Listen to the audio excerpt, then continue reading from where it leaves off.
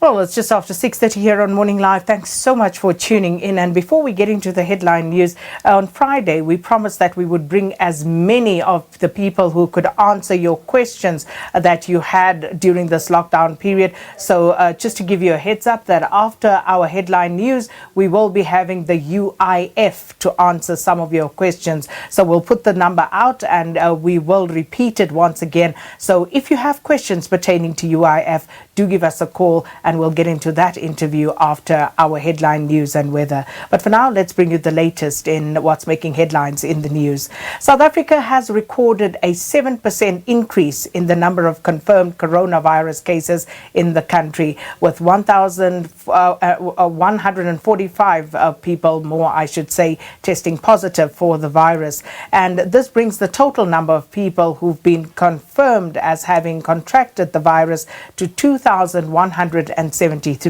At least 25 people have died from COVID-19 disease. The health department says in a statement that it is seeing an increase in the number of tests being conducted by public laboratories.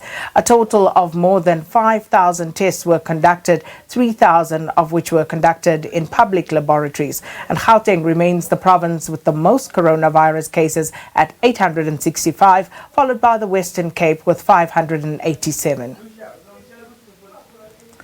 Now, 26 cases of COVID-19 have been confirmed at the East London Correctional Services Centre in the Eastern Cape. 23 of these cases are prison officials, while 3 are inmates. And mass testing has been conducted when an official tested positive after attending a funeral where she interacted with people from overseas. And there are 69 COVID-19 cases in the Eastern Cape.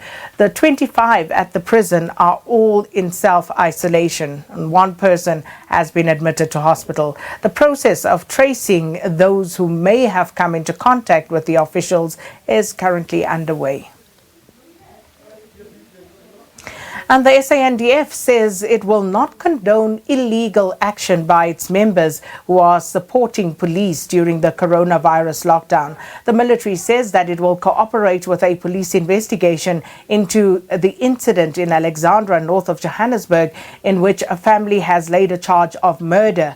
Gauteng police have launched an investigation into the death of a man on Friday. The family of the deceased says that the 40-year-old man died following an assault allegedly at the hands of members of the National Defence Force.